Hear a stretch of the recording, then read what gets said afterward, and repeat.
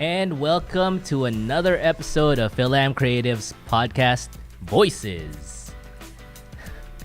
I'm your host, Walter Talents, and your other host, Arlyn de la Peña. And we are here to, we're getting visited by an awesome dude today. Yes. He is a man from Marvel. I like that. It's like a secret agent name, right? Man from Marvel. Anthony Francisco is going to join us today, guys. And he is an illustrator with Marvel Entertainment. And he is responsible for some of the awesome artwork that you guys, well, the costume designs and everything that you guys see in Marvel. From Black Panther to Guardians of the Galaxy. I mean, there's so many things that he's done. Like, he's quite accomplished. And who knew that, you know, behind all of those illustrations and costume designs, it was a Filipino guy, which is pretty amazing. And I think that's great that they're like, just the teams they're giving more representation for their illustrators and their artists and stuff like that. Now, growing up, did you ever draw? I mean, I am not known to be an artist. I do stick figures, but yeah, I mean, I was very much into comic books and you know, the Marvel series and all of that, but I was not the one drawing, that's for sure. Were you? Yeah, I did. I actually did like to draw and copy like a lot of the panels in Marvel comics. And Spider-Man fan. Yeah, you know in the picture. And I used to like drawing Spider-Man, Venom, Incredible Hulk. I mean, I was a Marvel guy through and through. Like, Batman was probably the most DC thing I really read. Man, people are gonna kill me for this, but I'm not a big fan of Superman. I mean, I can kind of agree. Yeah. Don't kill us, commenters. It's all good. It's all about your own preference, right? And then, for you, like, who was your favorite comic book character growing up? Oh gosh, man, I'd have to like really. I was just going through like my cards and like I had like the 92, 94 series, and gosh, I'd really have to think about it. What are you? I would say it was Spider-Man and Hulk. Yeah? Yeah, they're my two favorite characters. And then Captain America would probably be like tertiary, but now it's kind of, I think it's through age, my favorite has changed. But Spider-Man is still up there. He's still number one just because. I would choose Spider-Man for you. Thank you. Huge fan. Yeah. yeah. It's an inside joke, guys. I'm not even gonna bring it up. Why? We'll show the photo later. No, you will not. But even my Kali uniform is Captain America, though. Like, it is. Yeah. It's Vincent's favorite is Captain America. But I feel like a lot of people just, you know, with all the movies that have come out recently and, you know, over the years. Yeah, I really do appreciate the way Marvel has, aside from the 10-year plan that they've had, but the way they've been able to translate comic book characters for film and made it still relatable and just change their story where it makes sense to non-comic book fans. I mean, some comic book fans might hate some of the changes, but I think they've done a great job. So, and that's why it's like I think it's gonna be awesome to talk to one of their artists and just hopefully get to hear a little bit of the backstory between like how stuff gets made in Marvel, right? I mean, what do you look forward to in asking Anthony? Gosh, I don't know that world and how difficult it is and what the struggle would be to kind of come up in that arena and how to get as far as possible, because like they're the unknown faces. Like we don't see them in the public eye. We just see their artwork and everything that they make, and it becomes part of our pop culture, and you know, it's forever there. So I think it's really neat to just find out what that process is like, and even coming up with you know, the concepts for the different characters. Like if you're given this instruction, like how do you conceptualize that? And then how long does it take to actually get that final product, I think. Yeah, because my questions. Because if you really think about it, I mean, it's, you know, 2018, and it's now that we're learning who these illustrators are and some of these movies, and Marvel's been doing this for the last 10 years. And so, you know, it took that long for these guys to come out of the shadows, and I'm really looking forward to it. So we're gonna take a break, guys, so you guys can learn a little bit something about Film Creative, our sponsors, and we're gonna take a break. And when we come back, we'll meet Anthony Francisco, who is an illustrator for Marvel Entertainment. Film Creative presents the 4th annual Hollywood Actors Panel, a panel discussion and networking event featuring our special guest industry panelists who represent the craft of acting across the board. 2018 industry guest panelists include John Briones, recently played Modesta Cunanan in FX American Horror Story. Ginger Gonzaga, actress, currently plays Dana in NBC comedy Champions. Reggie Lee, actor, played Sergeant Wu for 6 seasons on NBC's Grimm.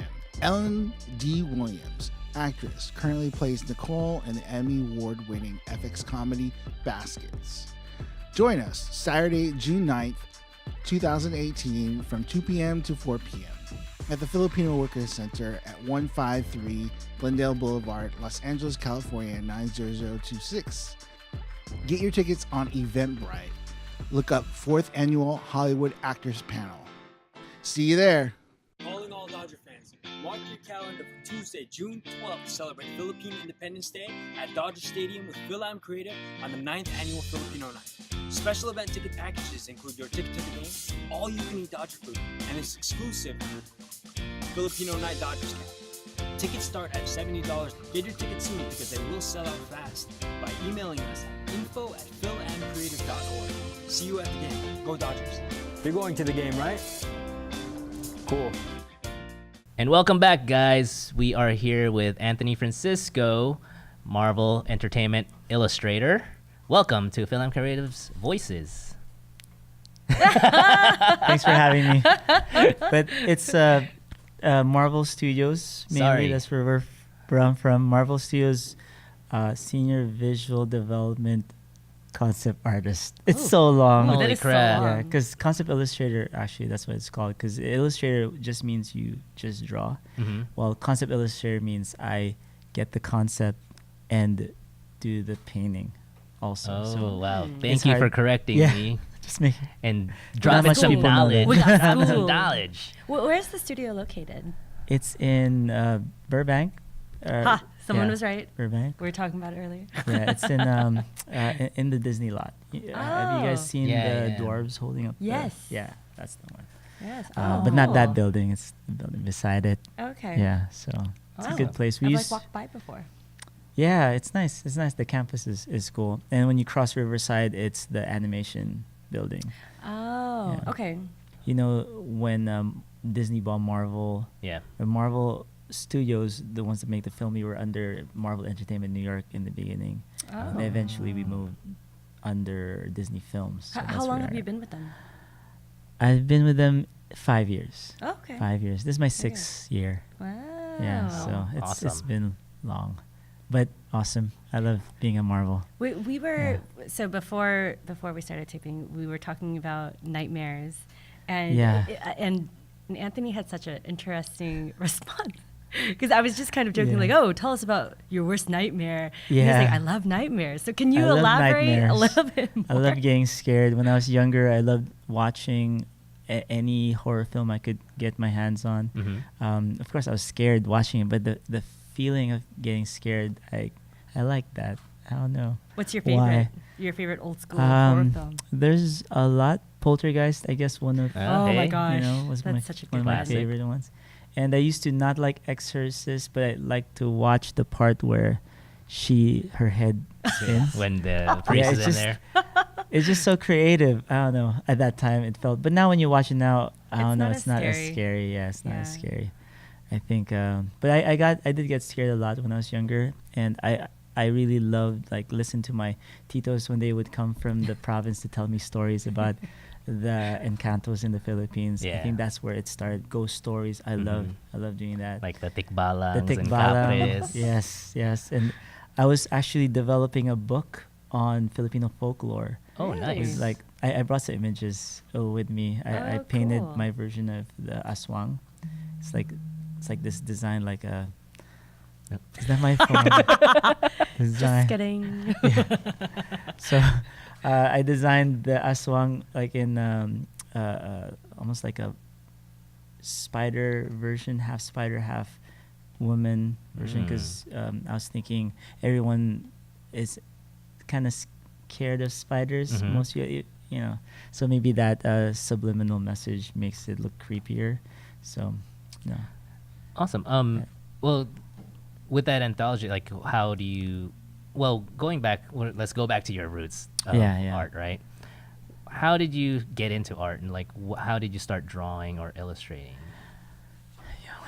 So when we talk about roots, it goes back to the liking all the scary stuff. Because when I got here, my first entertainment job was designing creatures.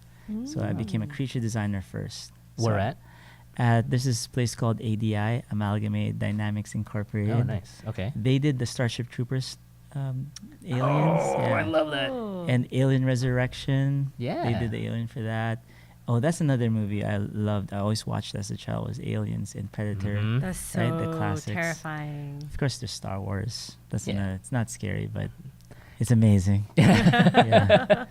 How many things have you designed that have come from nightmares that you've had?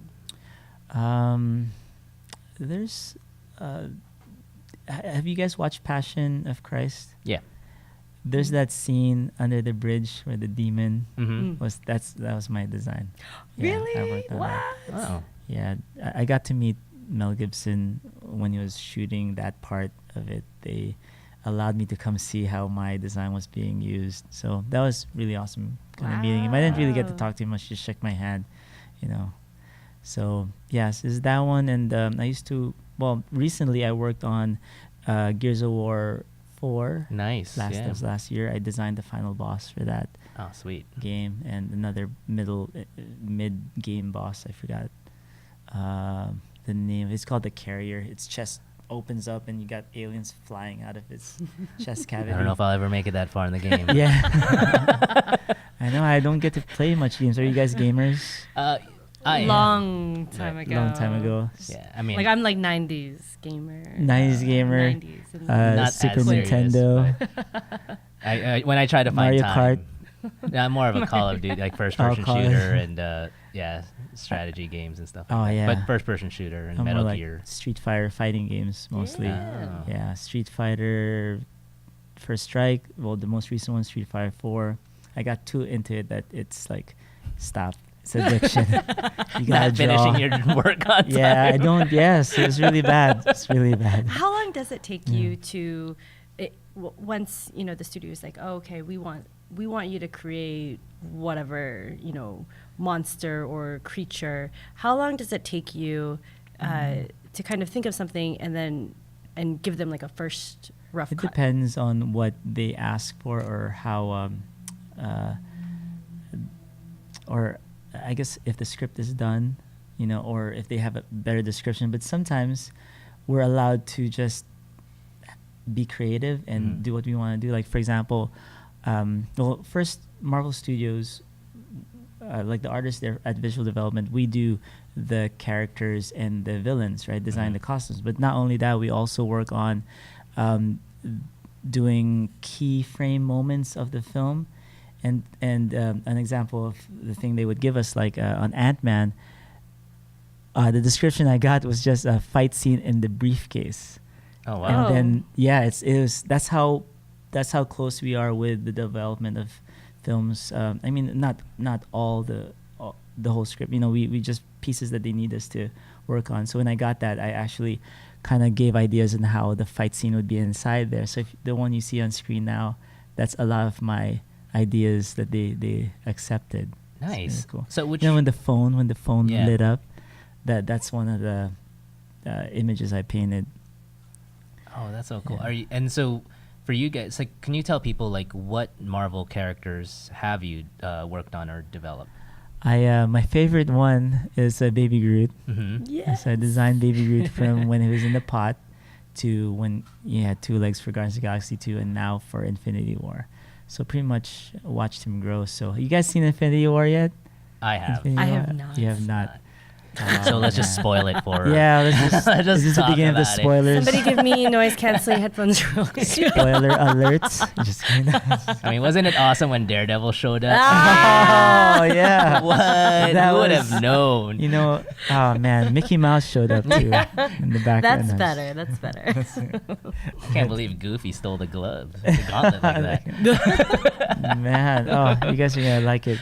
Has everybody? I know someone here hasn't watched it. One guy behind the camera Yeah. has not. Everyone else has watched it back Everyone's there. seen it. Oh wow.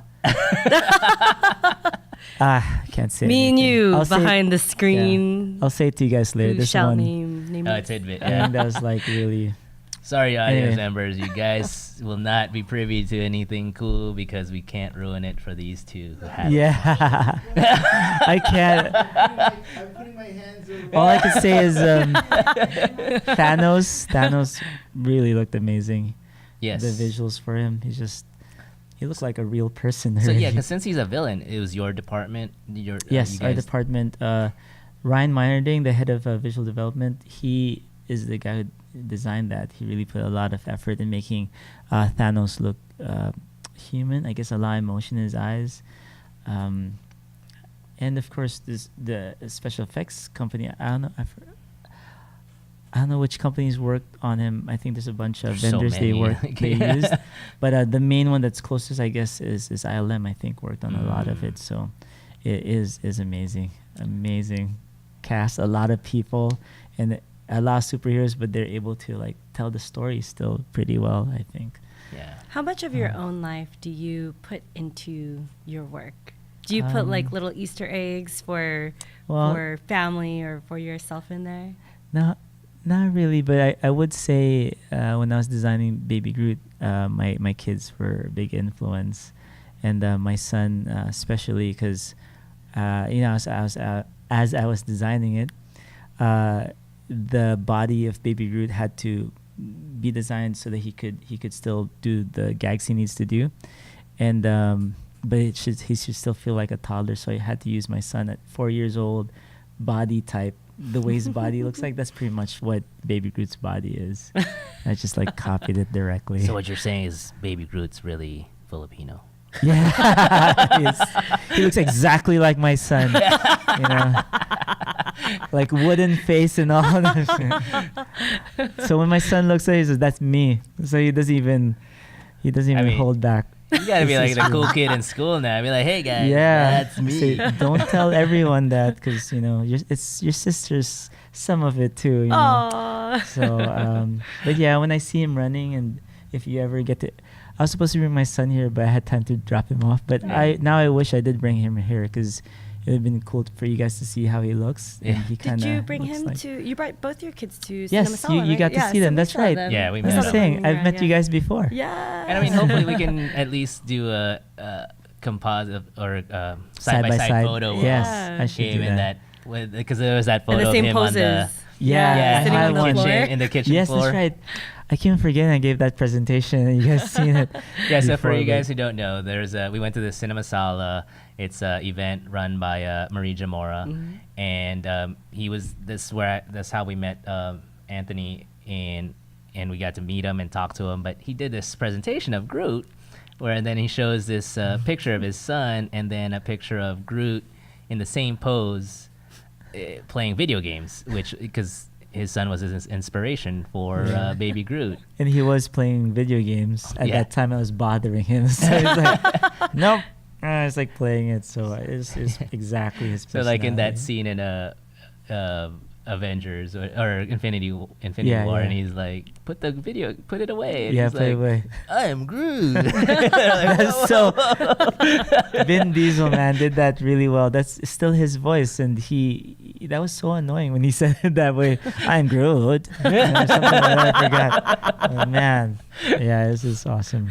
And then and then tell for the audience here, tell them what's the big thing you did in Black Panther. Yeah, Black Panther was also another awesome film. I'm so happy I got to work on that because I was on Infinity War. Was it Infinity? No, I was on Thor Ragnarok. Yes. And Ryan, my visual development head, he had the chance to, like, there's some space for me to work on Black Panther, and he gave me a chance to work on the Dora Milaje. Did I say Dora Milaje or Dora Milaje? I say Dora Milaje. I have a hard time saying it either way. Yeah. Not sure exactly. But yeah, it was exciting. I'm so happy I got to work on those two, badass female characters. They're just so I really focused and try to make sure these female superheroes look iconic. Yeah. It's like it's my first female character I worked on, so I want to make. Yeah. I mean, I just gotta say, you did a great job. Not only with the women in Black Panther that, like, see, I can't even say it. Dora Milaje. Yeah. Did I say it right? Sorry, guys. Let And me check. with Siri. Loki, like, Oh, yeah. because you did the costume design for Loki also, Yes, right? yes.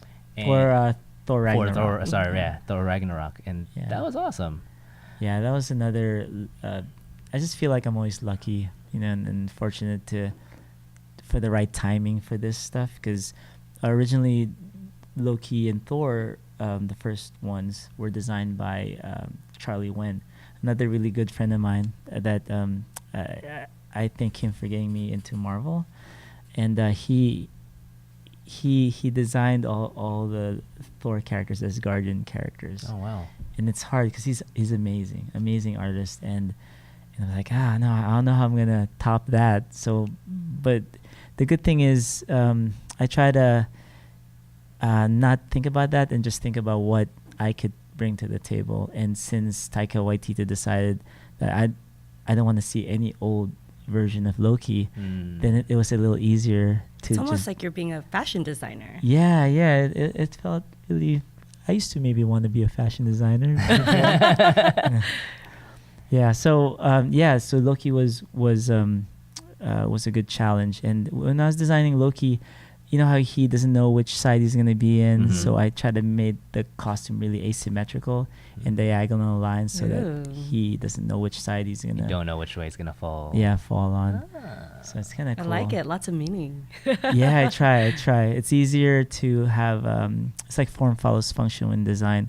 If you have a good story behind your design, it almost helps you design it well. Now, how hard is to justify? Do you have to justify some of these decisions you make in your art, or are they like, yeah, that's cool? Yeah, sometimes with certain designs, yes, school is good. It looks badass. That's what. Can I say that? Yeah. Yes. Okay, just making sure.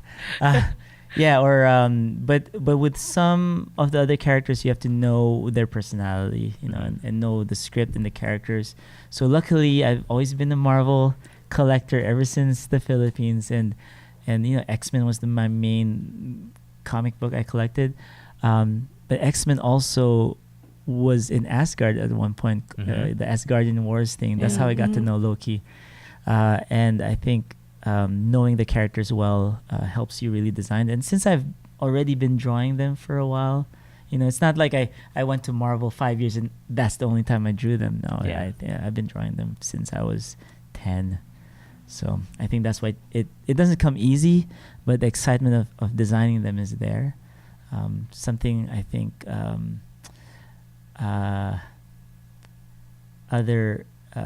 if you're not as passionate, it's harder to come up with something that a lot of the comic book fans would like. Did you always So- know that you wanted to go into this as a career? I knew I wanted to be an artist, I think, but I had no idea I was going to be a comic book film artist like for Marvel. And when you were younger, I'm sure we always wanted to see the comics in the movies. We always said, why can't they do this? And because the technology wasn't there yet. And I guess it's like destiny. It just met up technology and where I needed to go, and then and luck, of course. But like for the artists out there, just always be prepared with your work, just in case opportunity strikes, right? Yeah, and I'm glad you mentioned that too. So for the people listening right now or watching, as an artist, what can you tell them to, what do they need to prepare, or how do they need to prepare to, you know, like what was your path to get into Marvel? My path, actually, when I think about it, it's more the difficult path was trying to go from not being a professional to a professional, just landing that first gig, right? And it was long. I would say when I think about it, the new art book we have is called Road to Infinity War. And I did a talk at Noman School of Visual Arts here in Hollywood, and they and when I was talking, I just realized I've been in this industry for 18 years, so it's like an 18-year journey really to this point, that now I feel like this is home, you know, and but the companies I've worked on before were all good companies and helped me grow and learn. And I guess it's more on-the-job training because I didn't finish college.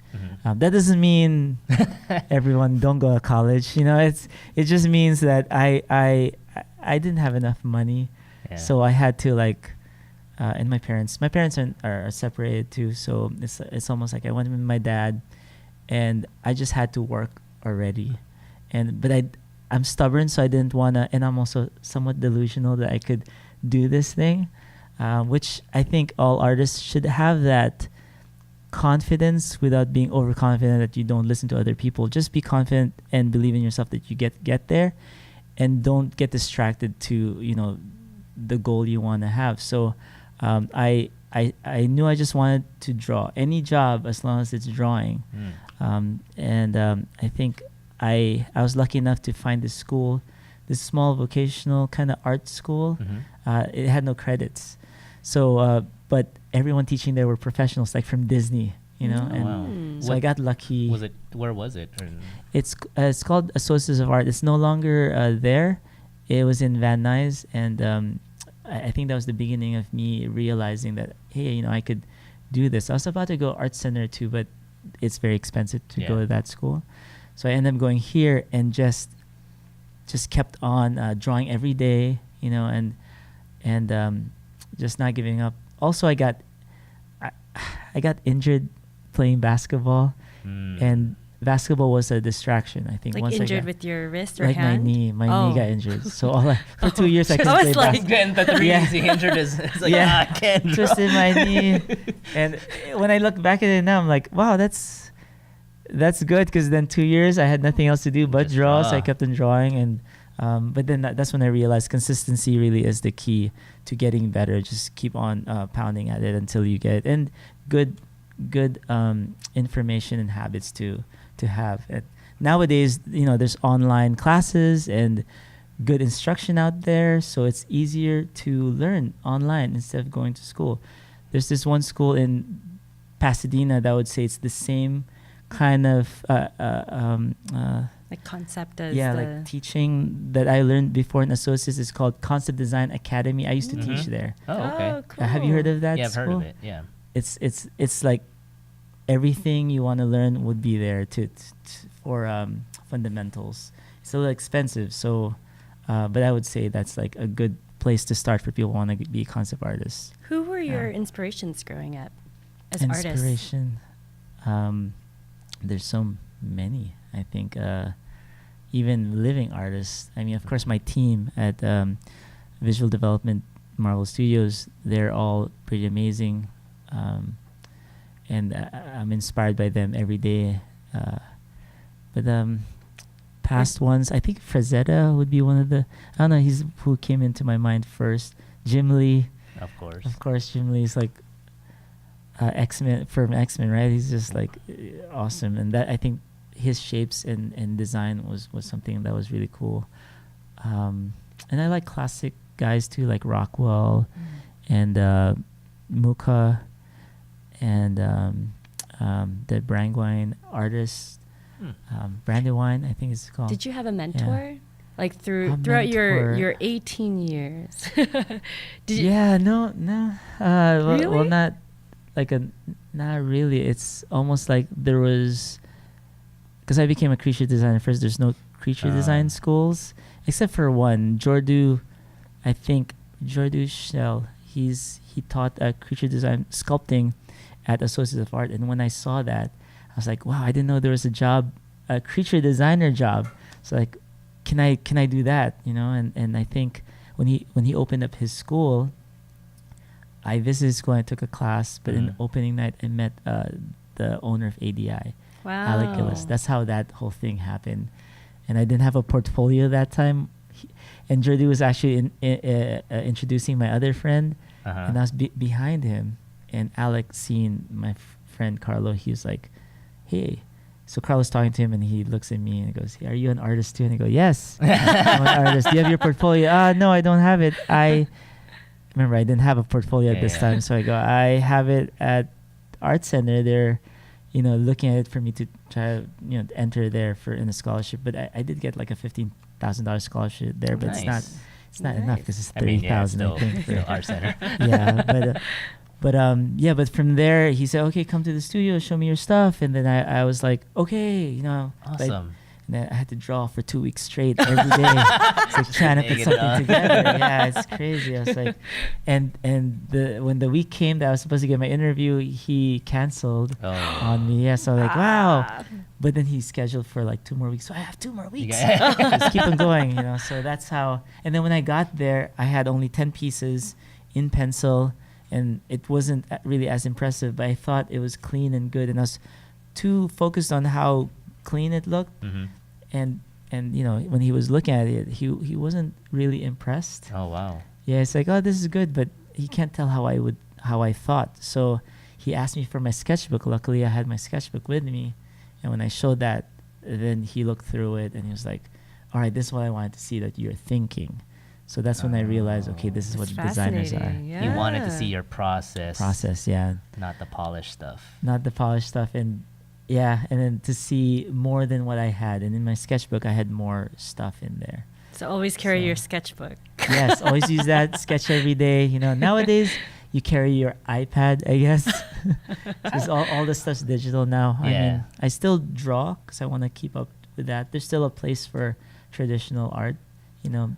Fundamentals are still good. It translates to everything. But you guys all draw on tablets, I'm assuming, at the Yes, on studio. Wacom tablets. And I used to use a Cintiq, one of those screens that you draw on. Yeah. But it kind of hurt my arm. So maybe I won't be using that for a while. Oh wow. Yeah. I mean, how does it feel? Like, is it that intuitive and it translates that well, like drawing paper or on vellum versus on a pad? In the beginning, it feels weird, I guess, but it's just faster. It's faster to color. It's faster to do iterations. While in pencil, it might take a while you have to erase. And what if you finish the painting and they needed to change it? Then that's kind of hard. But for illustrations that this is going to be the final product, then it's okay. Oh. Yeah, but there's another guy, Drew Struzan, was one of my inspirations before. He didn't design monsters or anything, but his posters look amazing, and I wanted the level of quality of my paintings to be that kind of finish. So I just remember that in traditional kind of artwork. Yeah, but nowadays it's all digital. So Anthony, if you don't mind, let's take a moment here and we'll start looking at some of your art. And for you guys who's listening to our podcast on iTunes and or downloaded our podcast, I'll try to describe it for you. So yeah, here we're looking at it looks like early concept art of Groot. Is that right? Yes. When I started at Marvel Studios, the first thing they wanted me to do were aliens, and Groot was the first character I got the chance to work on. Josh Herman actually did the final design, and I was just doing other options just in case they would like to see something else. So this is like 3 variations of Groot, and different kind of personality looks and different kind of how much moss Yeah. I could put. Very mossy guy. Yeah. What was your thought process behind the one on the far left? On the far left, it's almost like a sad giant. Yeah, like Yeah, that's it's like Because I didn't want it to be like imposing, almost like not really Frankenstein, but kind of that Yeah. feeling. But he also feels like Iron Giant in a way. Yeah, actually, that's what I Yeah. was gonna say. For the folks who's Yeah. listening to us, there's 3 panels of Groot. One looks like the wooden version of an Iron Giant. The middle one looks very almost, I would say Swamp Thing almost, like with a lot of vines and moss, and has a crown. And then the one on the right, wow, that's almost like Doctor Doom. I see Doctor Doom in there. He looks like a Groot Doctor Doom and meets Iron Man in a sense. For me, at least, that's what but it's very a lot of tree fibers and roots, and He looks like he went through a lot. Just things are growing on him, and his armpit hairs are like moss. He's got some flowers in his chest. What did Marvel say, or when they reviewed this stuff? Like, what's the process, and like? Yeah, so they would give us a description. Sometimes no description, and some characters are harder than others, and a process of finding the characters happens. And sometimes it takes the longest, probably 8 months for a character. Guardians of the Galaxy 2, we were working on Ego, and that guy took a long time because we were trying to go pulp sci-fi, or is it more rock star-y looking, or is he like superhero? Because his personality was kind of changing, evolving as they were doing the script, and it took pretty long. Jackson Zay, my other coworker, he finished the design for that, but yeah, there's more than 300 designs or something for that, I think. Wow. Now, who's this character here? So these guys are just aliens. I did this for Guardians 1. And I was, like I said earlier, I was going to be there for just 3 weeks. And these were the other aliens in the universe that they wanted me to try. So when you go to the next slide. Atmosphere aliens. Yeah, this one. So I like it. Still kind of pushing the boundaries of Alien. But Charlie was telling me, maybe let's try a little cheaper, like not cheaper, but not a CG character, but can we try something that's more prosthetics on, so when you design stuff, it's good to have a variety of designs from something that's CG, something you could do prosthetically, and something you could do that wouldn't cost too much. So even with costumes, when you do costume design, you want to have that variety in your portfolio. Maybe $100,000 costume, and a $50,000 costume, and then that $20 costume. Wow! So as you're drawing these or conceptualizing these, you're still thinking of like the material cost later down the line. As I grew older and in the industry a little longer, I started thinking of that stuff, which I wish I thought of before. So I would say that now when I teach to students, just so they'd be aware of that, so when they go to a production, they could give them 3 ideas, but not just 3 design ideas that are all $100,000 costumes. Right. You could give 3 design ideas that are variations in prices too, so that because that could be a factor. And for Guardians of the Galaxy, it was a factor to save some money, to not saving money, it's more like focusing the resources in the proper way. Yes. So with some of the background characters, like this one was one of James Gunn's favorite characters that he wanted in, but I think we needed to have also other characters that are not as complicated. Yeah. So if you go to the next slide, so I did this one, and Charlie was like, well, that's still That not... looks complicated. It's still complicated. What are you doing? So then the next slide was when I think I gave him this one. Okay, this is just regular with, prosthetic mask and stuff. This takes a long time to put on prosthetics on an actor. Yeah. It takes a long time. Several hours. I just want to apologize to the people listening to us in the podcast, because I thought I could describe these characters, but Purple face. Yeah, this one now is purple face, but the other ones is like, it was really hard to describe. Yeah, that one was that alien was too alien-y. And then the next slide would be this, a little more, more makeup. Just prosthetics and makeup. On the head, but then eventually you had to take out the head prosthetic, and it became the characters you see on screen. More of like a color alien, different colors. All right, next one. This Hey. girl is when I feel like we hit the ideal look of the background aliens, and she's actually the initial idea for the collector's assistant. That's what I was gonna ask. there you go. I should have let you guess it first. Yeah, I was gonna because Okay. like, oh, We got 3. Yeah, just costume variations for the kiln the in the prison, prison, right? Yeah, the yellow jumpsuit. I recognize that. Mhm. Ew.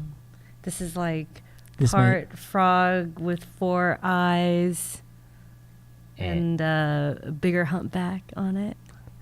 very featured deltoids. Yes. You'll see. This is my initial design, but the next one is what it ended up Oh looking. wow. Now remember?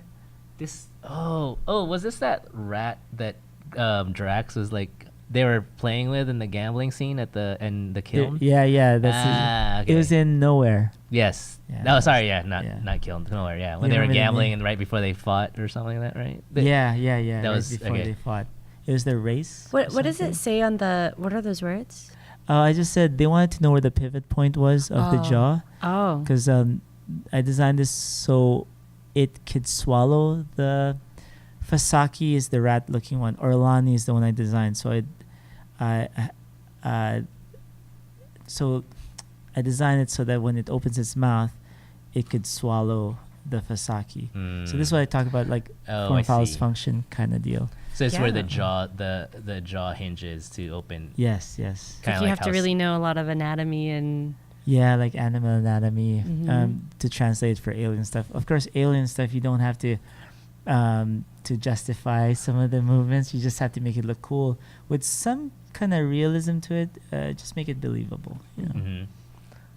Oh, oh, I Okay. see the beginning of Baby Groot. it looks like Yes. so we're looking at 3 panels of different concept arts of Baby Groot when he was like probably even early potted plant. Yeah, that's when I didn't know exactly what I was doing. Yeah. I just needed to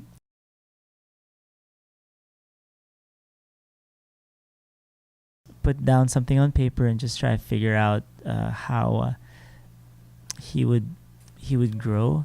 Yeah. You know, but James Gunn had a clear vision of how he was going to be, and when he explained it, that he wanted him to be like more like not a root but a plant. Yes. You know, with a face on it. You know, like a stick with a face, and with arms. You know, so when he said that it actually would have a face, that's when I realized, oh man, I know what to do after that. And for the people listening to us again, like the first panel, it's 3 panels. The first panel looks like very ambiguous, like a Venus flytrap almost plant, very green. The middle one is a small, it looks like a money tree that hasn't started sprouting yet.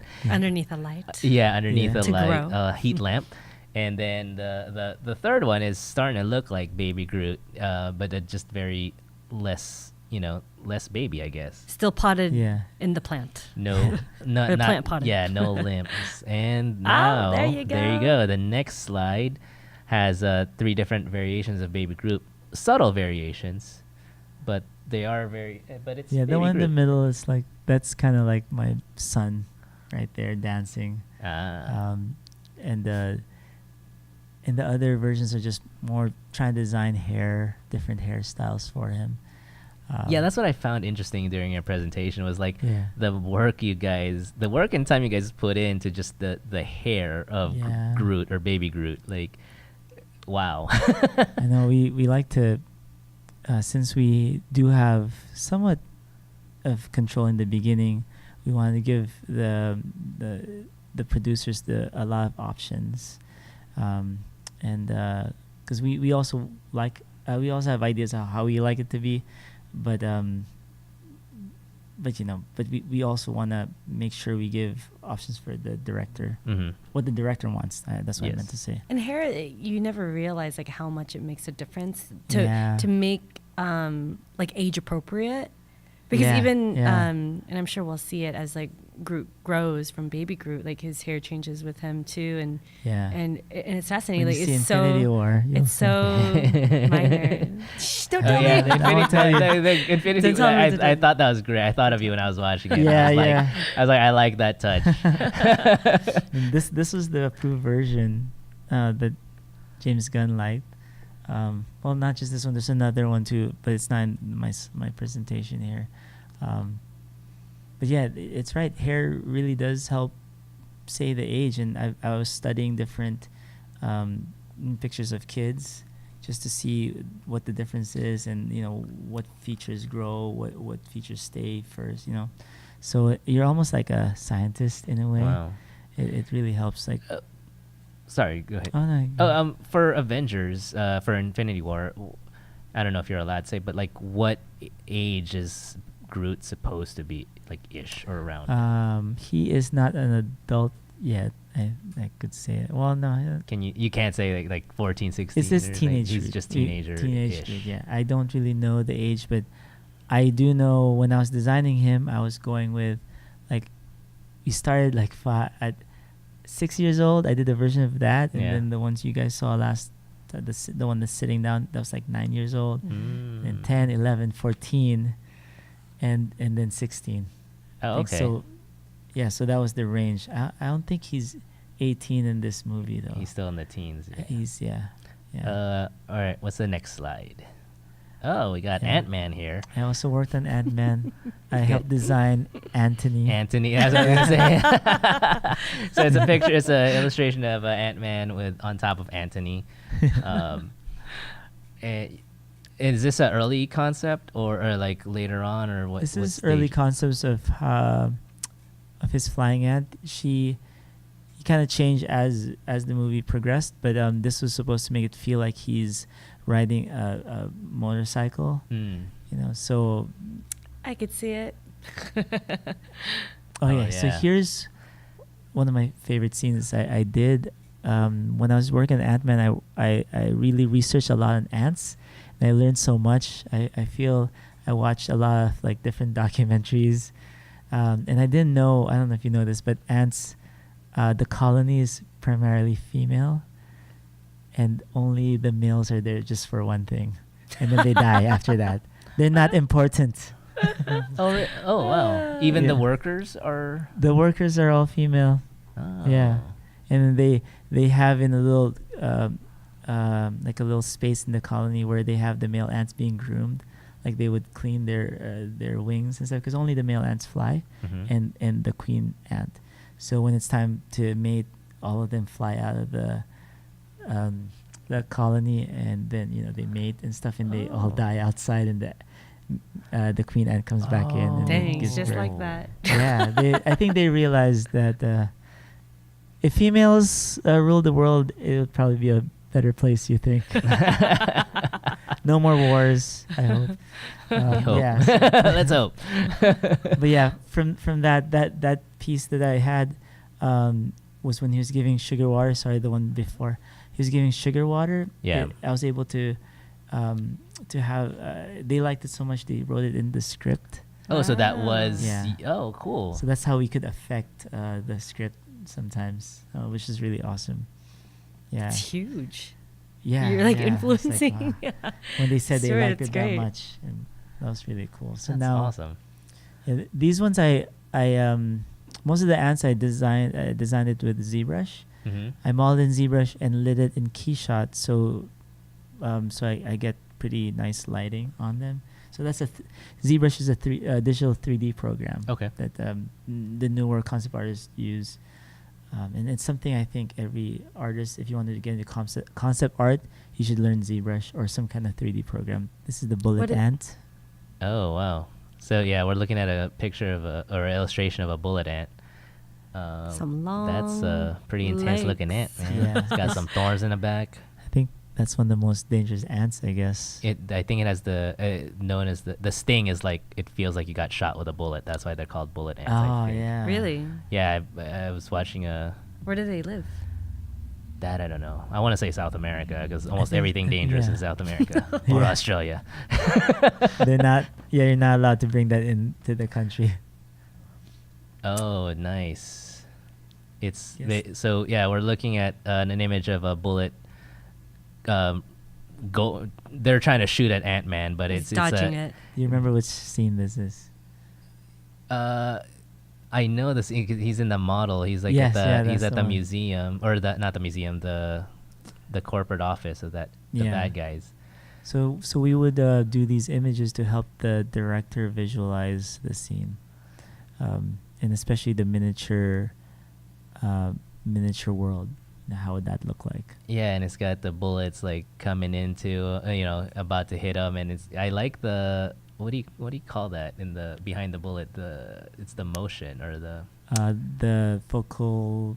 well, no, it's the wave, Blur. it's the sound wave. Oh yeah. That's pretty awesome. I like how that's It's the bullet So, time so idea. do they come to you and they give you a specific scene and they ask for your help to help visualize it, or do you guys? Well, sometimes we get to Just- choose the scene that we Oh, think that's would fun. be cool to paint. But most of the time it is like, okay, we need this scene, like they give us 4 scenes each or something. And one of these images sometimes takes a week to do. Of course, the first 2 days, you're still kind of searching for a good composition. This is the fight scene I was talking about. in the briefcase. Yeah, Yeah, number so that 2 was- pencil, the graphite being broken. It was fun. It was fun working on this. At the same time, it was a challenging task because there was no direction, really. Yeah. It was just fight in the briefcase and come up with something. And my brain was really... It's tiring It looked sometimes, good yeah. though when it was on screen, how it came out. Yeah. I loved it. I'm glad you guys liked What's it. the longest like sitting session that you've done? In painting? Drawing, painting, Yeah, sometimes you get really creating? into it. You're just there all day. Ballpark Let's say I come in... hours. Okay. How many hours straight? Hours straight without standing, just sitting. Yeah. One like just sitting session. Maybe eight hours. Wow. Yeah. That's Just Forget to impressive. eat. yeah, because forget to eat or my food's already there. So I'm just there eating while I'm drawing. And when I used to freelance, my wife sometimes would know I won't eat, so she'll just give me stuff while I'm Aw. drawing. Yeah, she's been with It's me good for wifey. for it all, from when I didn't have a career yet. She's there. There you go. She's there for me. What's the? So are you working on Ant-Man? Did you work on Ant-Man too? Since Ant-Man Wasp, yes, I was on that too. yeah, I won't talk about we're it. not gonna talk about it. There's Doctor Strange. Oh yes. Cool. Yeah, that's Mordo. Yeah. That So Mordo. these are you. So you helped develop his appearance, costume. Yeah, and I think this came close to the director liked this a lot, and it came close to being approved. But in the end, they wanted a more not color green. Oh no, not just all green. I guess there's other versions. They wanted of some it. accents. Yeah, and that Ryan Meinerding actually got the final version of this. Like how was this one's the final version? You said? No. What's the next one, Rodney?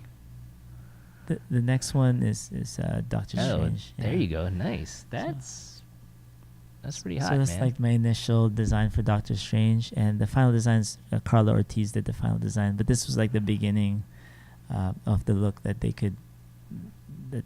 tried to do, because there's like 2 versions. One when he was like more New York Mm-hmm. and the suit. Yeah. Right? We had a lot of designs for that, but inevitably they decided that he's gonna still be training. It's an origin story, and let's have him in that cloth first. What's the feeling for you when you have created something totally brand new for the characters that you've developed? What's it like for you to see it in real person, in real life? The costumes actually Yeah. made. Things are, you can touch them. They're visually in front of you. How does that feel for you? It's still really weird, like just being at Marvel and getting to work on these awesome movies. And it's not just getting to work on it, but the movies are actually really good, and it's doing well. Infinity War, I think, is the most successful one, where in 11 days it made over $1 billion. It's Yeah. wild. dollars, and China's not. And It's not it even open hasn't- in yeah. China. It's just like here in some other Asian countries, right? So to see that success, and we're like, what we do seem to affect the final outcome, and the whole team working together just feels like you just feel really proud, to be part of that. Almost like making history. I didn't even really think about it before until we had a celebration, I guess, 10-year anniversary at work, and Kevin Feige came out and congratulated everyone, and it was just, yeah, okay, and then on to the next one, right? But then one of our coworkers, Adam, was saying to us, he always imagined like he wanted to be in one of these moments in history where like it's like Star Wars. It's like, this is what it is. It's like Marvel. Yeah. 10 years, is it 20 movies that's all connected to each Mhm. other? And then, people said wow. it couldn't be done. Yeah, it couldn't be done, right? Like Avengers, how many characters? 6 characters was it 6? I think there's more. No, for Avengers, the first Avengers. Oh, the first one. The first yeah, Avengers, yeah, right? it Even was- that, they said it won't work, and it worked, and then they kept on going, and I'm just happy to be part of that, even though I just started 5 years ago. It just feels like You got in at the right time. got it at the right time. Now we have a picture of the Incredible Hulk in Thor Ragnarok when he was in the, I want to say, what is it, Battle Arena? Dome or the Arena, Thunderdome? yeah. What is it called? It's like the arena, gladiatorial Yeah, arena. This was in Sakar. there you go. Sakar's Yeah, that's the Sakar. one. That's the word I was looking for. Yeah. How did you come up with this? I Well- mean, aside from the comic book already had some inspirations. I don't know. if Yeah, you- the comic is always the main source material. But for this one, Jack Kirby was really a strong influence. We wanted to make the world feel like his designs, and Mhm. hopefully he's not with us anymore, but he hopefully he liked the way it came out. It's really it was a big challenge, and Incredible Hulk was one of my favorite characters growing up. So when I got to work on him, like, oh yeah, Hulk smash, and the armor. This design, Kevin, they like this design a lot, but they like the shoulder plating, shoulder armor the best. So that's what made it to the end. And Ryan Meinerden's design for the overall Hulk is what you see on screen. Hmm. Yeah. So this is another version of that Hulk. And then with the I hammer. love drawing Hulk, painting Hulk. Yeah, it was He's before so you came on, awesome. I was talking about like Spider-Man and the Hulk was my favorite to draw. Spider-Man, and- the Hulk. That combination's pretty cool. Oh Good no, to I mean, see. I like to draw. Yeah, Spider-Man and the Hulk. And the Hulk, yeah. But I think I did see an illustration of Spider-Man Hulk. That's cool, Walter. That's cool. The Hulk putting on Spider-Man's Yes. costume. Rip. That'd be pretty badass. They do have Venom Hulk when he became. There was Wow. there was a actually. I know in the cartoons they had Venom Hulk. Hulk got infected by Venom. Yeah. And he was Venom Hulk. It's crazy. I feel like a lot of the cartoons were not as. But I think it accurate was back based in the on day. a comic book. There was a series where because Oh, was Venom, there? Venom and Oh. Carnage just went at it, and if I'm Oh. pretty sure, because he started, it was multiplying for some reason. Anyways, Let's so see that. now we're looking at Black Panther. Black Panther, the Dora Yes. Milaje. Did I say that right? I'm so self-conscious when I Milaje. say it. Milage. Milaje. Thank you. I think there's- It is Dora We got a Milaje. thumbs up. We got a thumbs up. All right, just making sure. we're Our saying team of researchers have I confirmed should that know. it's Dora Milaje. how it's Thank you, said. Tony. So yeah, you have. Can tell us about what was your inspiration for, and you've probably told this story, but please tell us again the inspiration for the Dora Milaje. Well, the Dora Milaje, initially, of course, the first thing that comes into my mind is the comic book, Mm-hmm. and the creator of Dora Milaje, Christopher Priest, I think his name is, Uh-huh. and without him creating it, I wouldn't have been able to design it for the film. So I'm really, glad that he got to design that, create that, and so when I first started this, I was really trying to make sure I do a really do women superhero justice, right? Not trying to make it look too scantily clad, and exactly that's what Ryan Coogler wanted us to do, is to make sure that you don't show too much skin. This is not the kind of superhero that we want to Not to like be- Thank you. Not like that Yeah. other movie. yeah, yes. So, and it's Thank nice because then everyone kind of in the Marvel universe, the MCU, we try to always be, I guess, respectful to the characters, Mhm. and to translate them properly for film and for everyone to be able to enjoy it.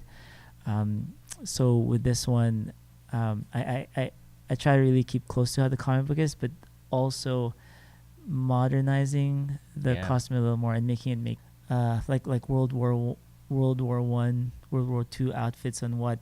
When you see that outfit, you right away think it's World War One or World War Two. Yeah, you see that. You know the period. Yeah, Right. just trying to understand how I could put that mark in this character.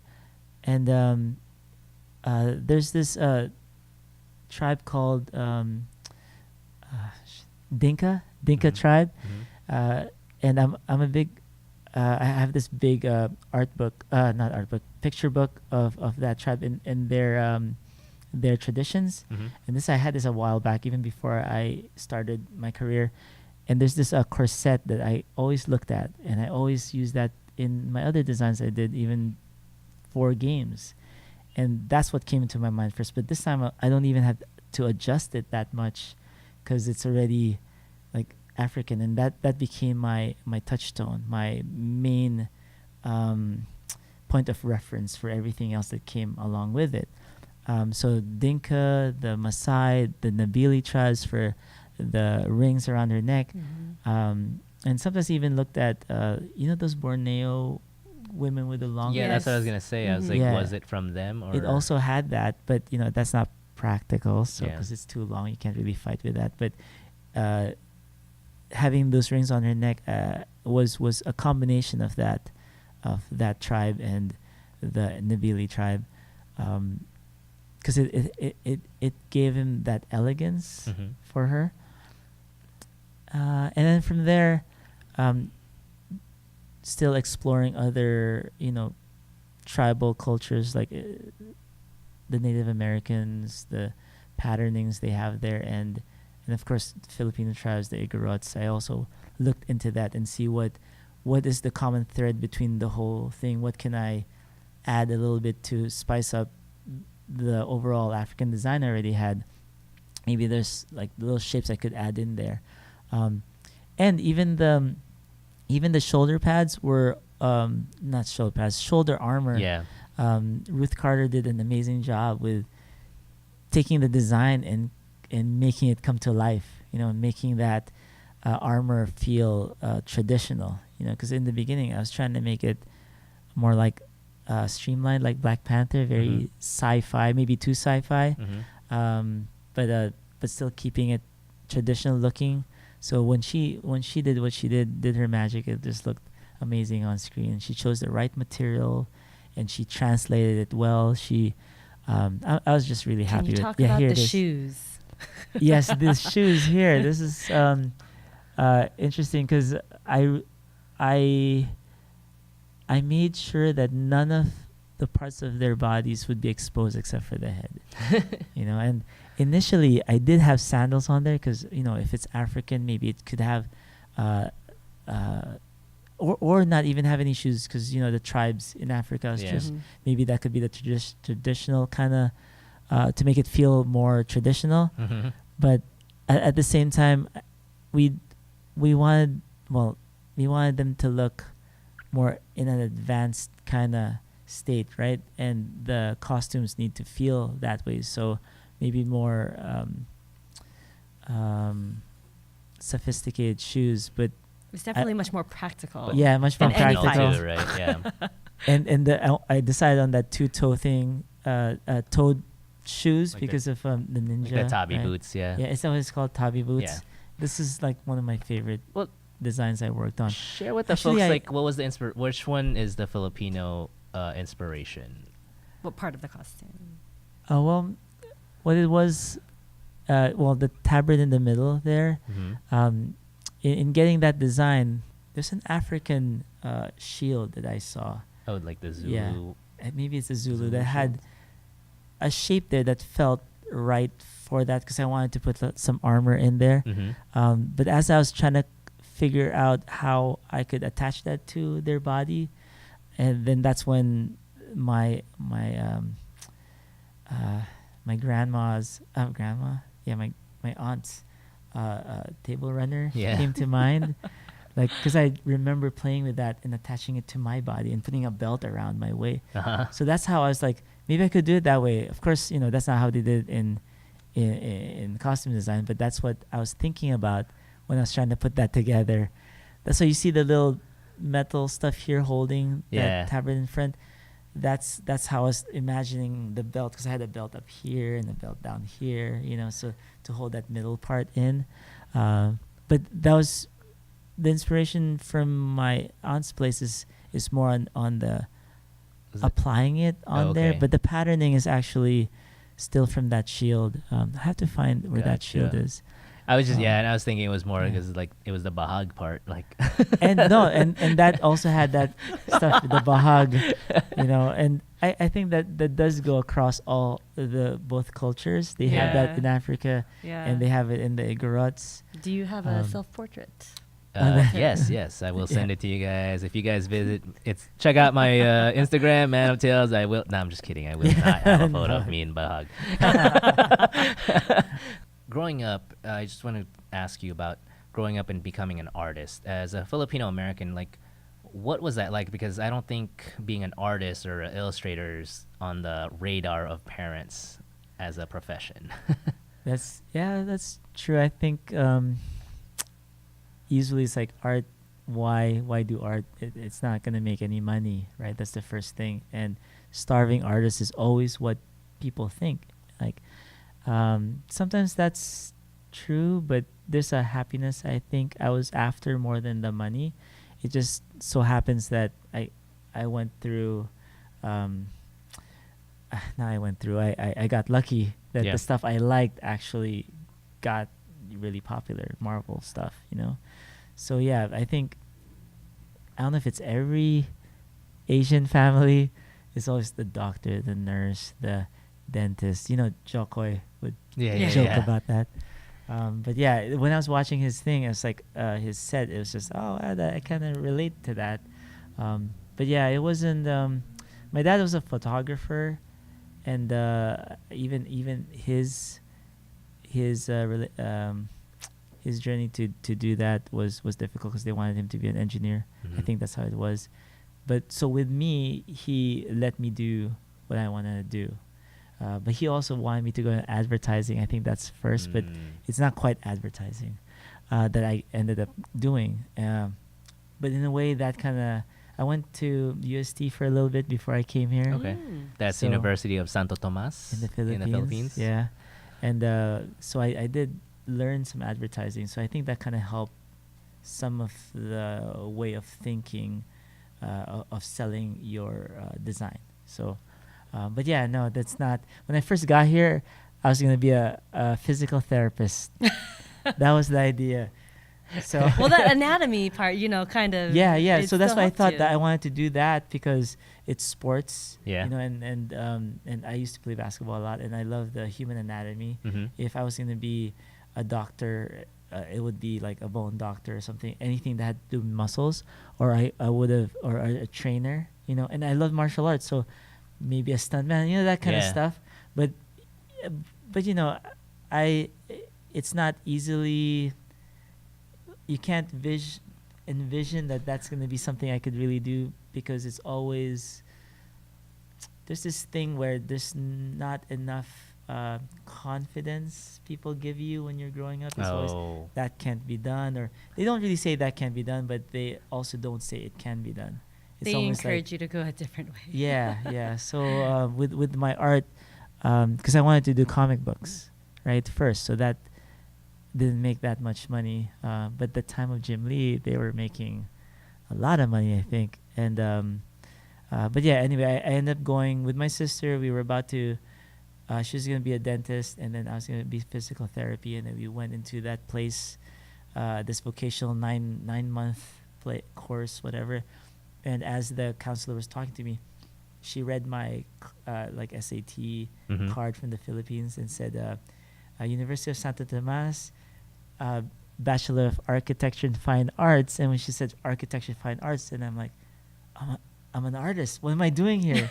And then that's when everything was like, Oh wow. like, wow. And then he said, oh, no, no, you can still sign up now and then decide later. No, I'm not going to get full with that. I think you just helped me. I told her she helped me not get in here. She's supposed to help you get in there, right? The counselor for that How school. did you tell your parents then that you were going to make that switch? I mean, they were okay with it. They weren't really forceful.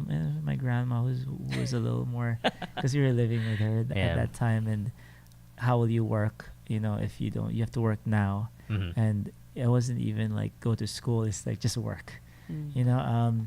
And I worked at Costco for a little bit in Alhambra, Costco Alhambra. That was a good experience too, just to know how to deal with people. Yeah. Because you got this long line. I was in that hot dog stand, this long line. I had to talk to all these people, but yeah, it helped me a lot to help deal with people and stuff. So eventually, I just decided that I'm gonna do that, and they seemed okay. Are there a with it. lot of Filipino concept Artists? Yeah. artists out there? Do you Actually, see now now I know a lot. Actually, there's another Filipino concept artist working with me at Marvel. them? Oh. Yeah, Rodney Fantabella. He's with me over there.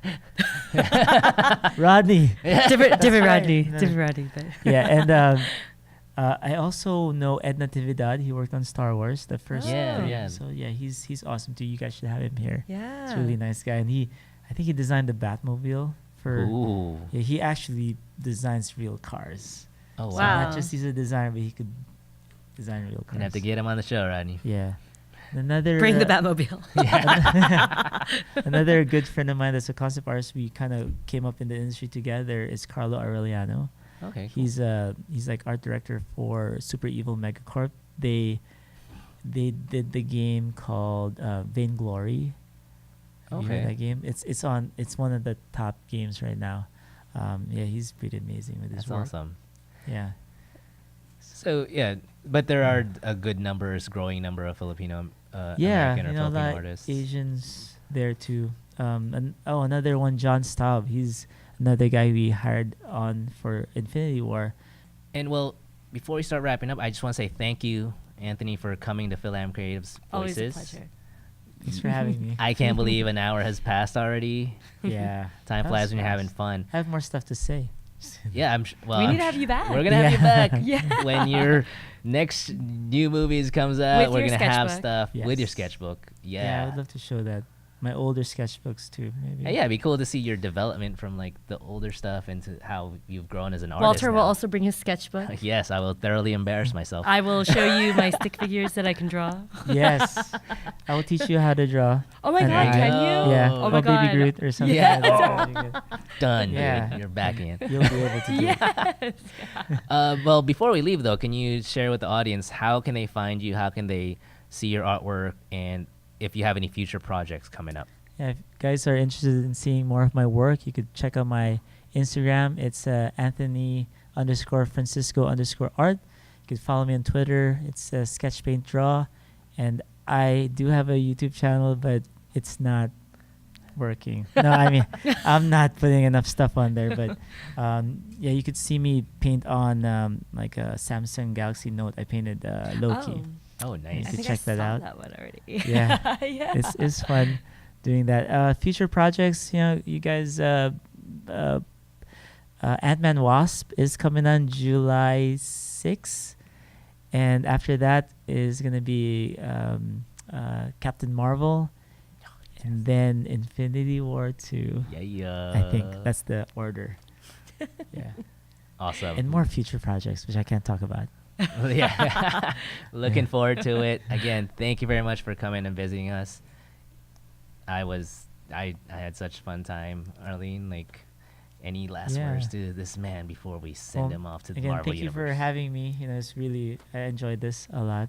Yes, and bring your kids next time. Yeah. Yeah, we should have them on here because I'm Bring sure they haven't really wrapped their minds around like what what Papa does. Yeah, they probably. That's just my dad. Yeah. And I don't even know. I feel like it's just, I'm just glad this crew I'm in is successful. Yes, So, and thank you so much for sharing all of your artwork with us and all of your advice too for future artists coming up, and we greatly appreciate it. So And thank you. let us know if you need any other character models that you need to. yeah. I can stand still for. You have to dance like this. Hey, I can do it, man. Yeah. 50-year-old Battles happening right now, guys. All right. Well, thank you very much, Anthony Francisco from Marvel Studios, and please tell them your long title again, because I cannot do it. It's now I can't do it. I did earlier. It's Marvel Studios Visual Development Concept Illustrator. Wow. You gotta get an acronym for this, man. Well, thank you so much, and that has been another episode of Film Creative Voices. Nice. Thanks for watching, guys. Thanks, guys. This episode of Film Creative Voices is brought to you by a wonderful, talented, and dedicated cast and crew. Director Rodney Cahuto, producer-host Walter Callens, producer-host Arlene De La Peña, producer-director of photography Winston Fernando, producer, sound design, Charles Gray, cam ops, Charles Gray, Rodney Cahuto, sound engineer, Charles Gray, Wally Portacio, production coordinator, Ronnie Cañeso, production assistants, Tony Garbanzos, BTS photography, videography, Ren Arrieta.